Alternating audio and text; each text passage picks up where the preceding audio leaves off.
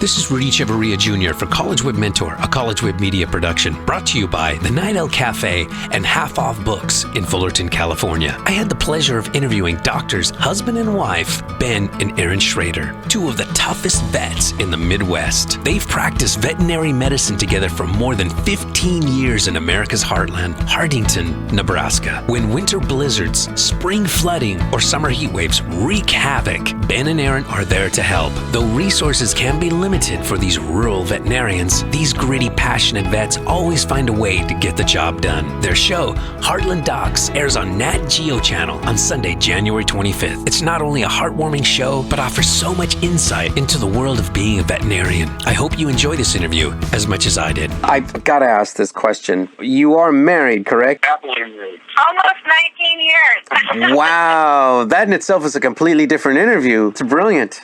Okay, so we'll jump right in. What are your goals for the show? Education. If just a few owners can watch our show or listen to our show and get their animals to the vet sooner, properly take care of their animals, that's what we're here for, is to educate people and help them help their animals. And I would add to that compassion. I think compassion, people may not really realize how much time and effort, care, and love people put into their livestock. I mean, everybody knows, you love your dog and your cat, but, your horse, your cow, goat, sheep, there is a tremendous amount of work and care that goes into raising livestock as well. And I feel like being able to share that and educate also people with that is really where we hope to go with this. Now, speaking of education, what are your educations and your majors?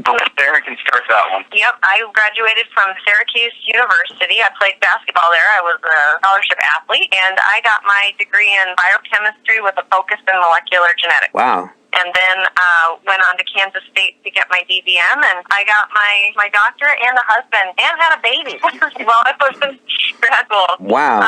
Yeah, it was a very eventful 4 years there, but but it was the best of the best. And I went to the University of Nebraska, Lincoln, and got an animal science degree, and then was accepted to K-State for veterinary school, and met Erin, and the rest is history. How did you know what you were going to do for your life? And then, how did you pick your major? I wanted to be a veterinarian since I was pre-kindergarten. Every paper that my mom saved, it said, what do you want to be when you grow up? Always said veterinarian. I didn't really have a plan B, and I was just going to do what I needed to do to make that happen. Yeah, Erin's very driven, and if she wants something, she's going to go get it. And I feel like I was pretty much the same way. I graduated from high school. My dad is a veterinarian, and I felt like I knew that what he was doing for a profession was what I wanted to do, and try to follow those footsteps that he laid out for me. And so I went to Lincoln and got my animal science degree, and I knew that if I didn't get into vet school, I was going to keep trying until I got in, and luckily I got in first try. I imagine along the way you had mentors. Do you believe mentors are an important part of success in life? Absolutely. I think having good mentors and people in the specific occupation, in our case, in veterinary medicine, that would allow us to come in. I mean, Ben had his father that he got to shadow and really learn what the profession was truly like. I mean, I feel like a lot of things kind of have, are like the Wizard of Oz. It's all very flashy and wonderful, and then you get to see behind the green curtain. And so a mentor to really share, this is what your days are really going to be like. This is what your expected income can be. This is the hard parts of this job. These are the wonderful parts of this job. I had several veterinarians that were just instrumental in giving me chances to see that and to really understand that this is what I wanted to do. Because when you're going to devote 8 years of your life, 4 undergrad and 4 graduate school toward a profession,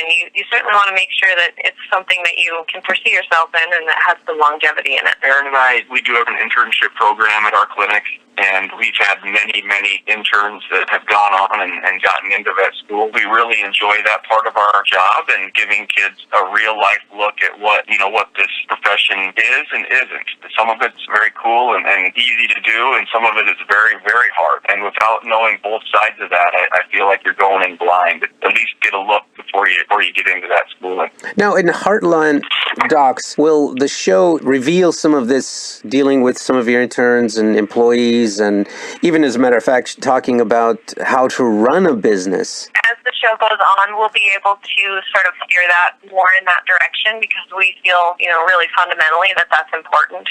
But to start with, we haven't had that opportunity. It's really been a lot about our cases, but it really has given us the opportunity to showcase the good moments, the new puppy moments, and where everything is happy and wonderful.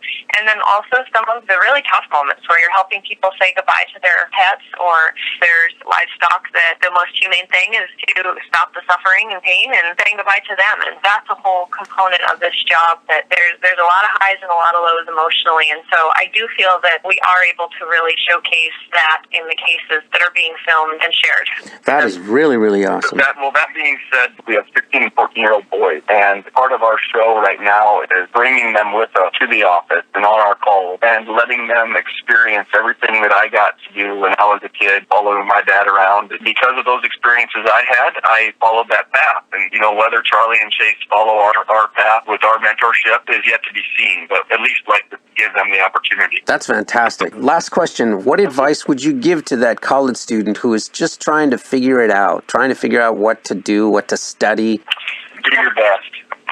Mine would be find your passion, because there's a lot of hard things in life that, you got to go through, and the days that you don't want to get out of bed and you don't want to go do what you got to do for your job to pay the bills and feed the kids, there's got to be some spark that you are passionate about. I do feel like in this day and age there is enough things to do in this world that there is something that will set that flame or get you all excited and makes you get out of bed on those tough days.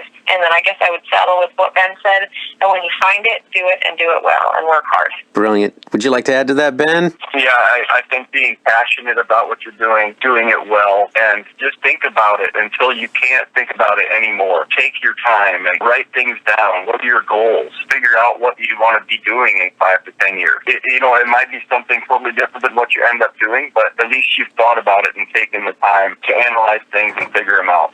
Doctors Ben and Erin Schrader, thank you so much for your time and this interview. I wish you both the very best in Heartland Docs. I really believe it's going to be a fantastic show, but in particular for college students. Thank you so much for the interview. Thank you, and thank you for your time and for asking us about this. That's the great thing that we can always do, is we can turn around no matter what step we're on and put a hand out and help the person that's behind us climb up a stair. So this is pretty tremendous. Thank you again.